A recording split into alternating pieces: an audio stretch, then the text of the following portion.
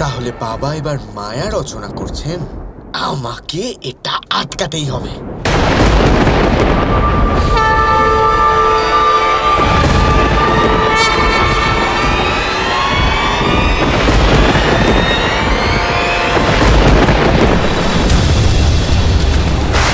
অসম্ভব, দ্বারকার ডুবে যাওয়ার কথা ছিল, তাও ডুবে গেল না কেন?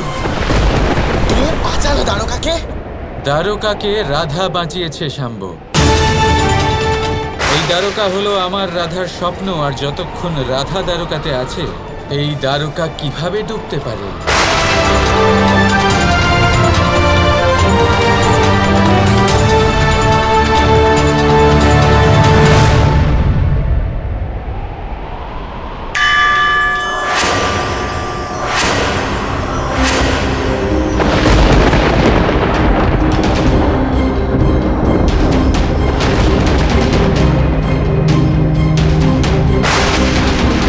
দ্বারকা হঠাৎ ঠিক হয়ে গেল কি করে?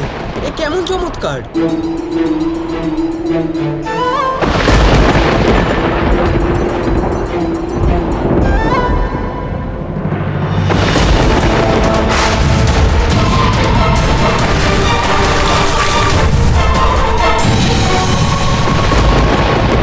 শাম্ব, তুমি ঠিক আছো তো? না মা, এই সমুদ্র দেব আমার সাথে ছলনা করেছেন। আজ আমি সম্পূর্ণ সমুদ্রকেই নষ্ট করে দেব। না পুত্র, এরকম করো না। শান্ত হও পুত্র, শান্ত হও।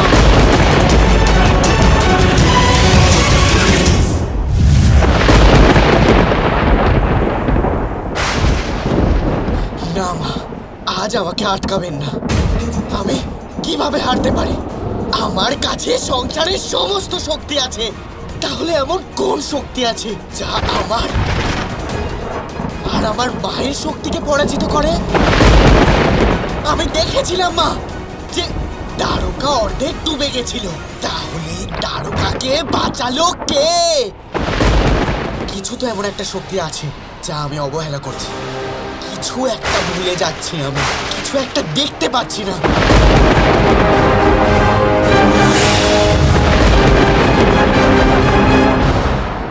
হয়তো এটা আমি জানি।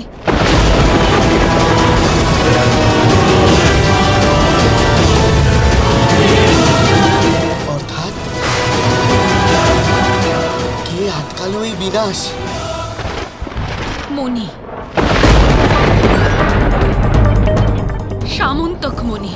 এই সামন্তক মণিটা কি? এই মণি হলো স্বয়ং সূর্যদেবের মহাশক্তি আর মহাপ্রসাদ, যা এই মুহূর্তে দ্বারকাতে আছে। এই মণি স্বয়ং সত্যভামার পিতা শ্রীযুক্ত সত্যজিৎ সূর্যদেবের তপস্যা করে অর্জন করেছিলেন। আর এই মণি শ্রীকৃষ্ণকে শ্রীকৃষ্ণ আর সত্যভামার বিবাহতে উপহার স্বরূপ দেওয়া হয়েছে। যতক্ষণ সামন্তক মণি দ্বারকাতে আছে, দ্বারকার কোনো ক্ষতি হবে না। এতটাই শক্তি আছে সেই মণিতে যে তার ডুবন্ত দ্বারকাকেও বাঁচাতে পারে? হ্যাঁ, আর শ্রীকৃষ্ণ এই মণির শক্তি জানেন, তাই প্রত্যেক বছর দ্বারকাতে এই মণির পুজো করা হয়। তাহলে এই কথাটা আমি জানি না কেন? কারণ তুমি এত বছর গুরুকুলে ছিলে, আর তার আগে তুমি খুব ছোট ছিলে। 5 দিন পরে এই বছরের পুজো। প্রত্যেক বছর সামন্তকের পুজোর জন্য একটা বিশেষ দিন নির্বাচন করা হয়, আর প্রত্যেক বছর সেই দিনটা নির্বাচিত হয় যেটা বছরের সব থেকে ছোট দিন আর সব থেকে বড় রাত্রি হয়। এই দিন সূর্যদেবের শক্তি সব থেকে কম থাকে, সেই জন্য সামন্তক মণির পুজো করে সূর্যদেবকে শক্তি প্রদান করা হয়, ওনার শক্তি আরো বাড়ানো হয়।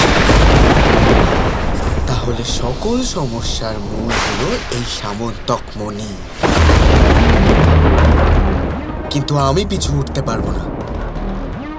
এই যুদ্ধ ততক্ষণ থামবে না যতক্ষণ না আমার সমাপ্তি হচ্ছে, বা কৃষ্ণের বা নয়তো কৃষ্ণের অহংকারের। আর তার জন্য যদি ওই মণিটাকে নষ্ট করতে হয় তো করব।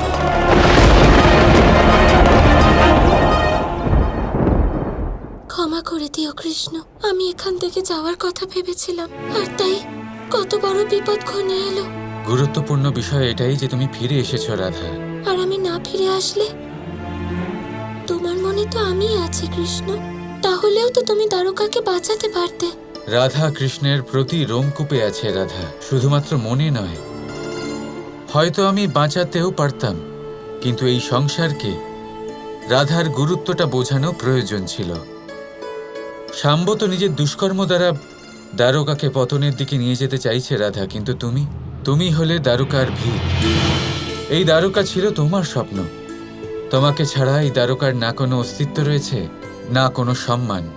শুধু তোমার দেখানো পথে চলেই দ্বারকার এই অস্তিত্ব সুরক্ষিত হতে পারে রাধা।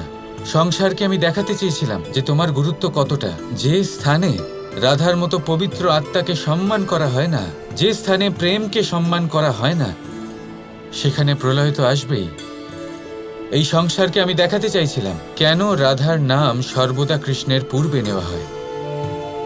যদি ওনারা প্রেমের পথ নির্বাচন না করেন, তাহলে তাতে ক্ষতি তাদেরই রাধা।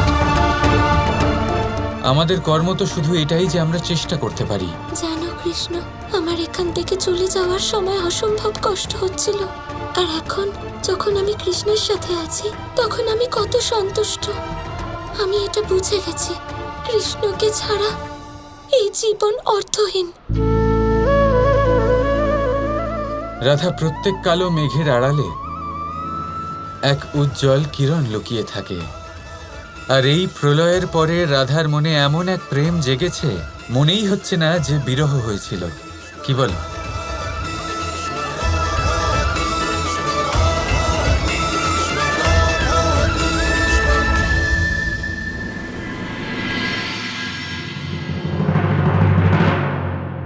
উলমুখ, এটা কি হচ্ছে?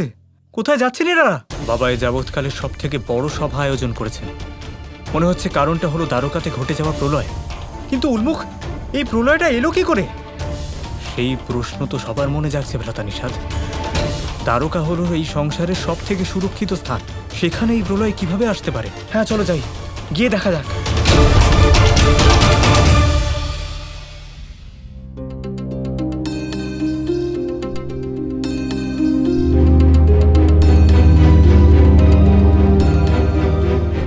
শাম্ব, আমরা বৃথা এই সভায় এসে কি করছি? সুযোগ খুঁজতে। অগ্রসর হবার জন্য তো হয় সুযোগ বানিয়ে নিতে হয়, বা সুযোগ খুঁজে নিতে হয়।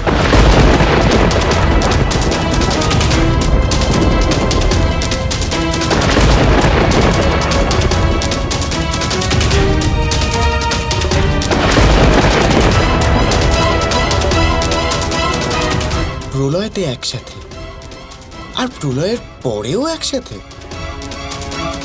কিন্তু একদিন আসবে যেদিন এনারা দুজন আলাদা হবে, শাম্বের কারণে।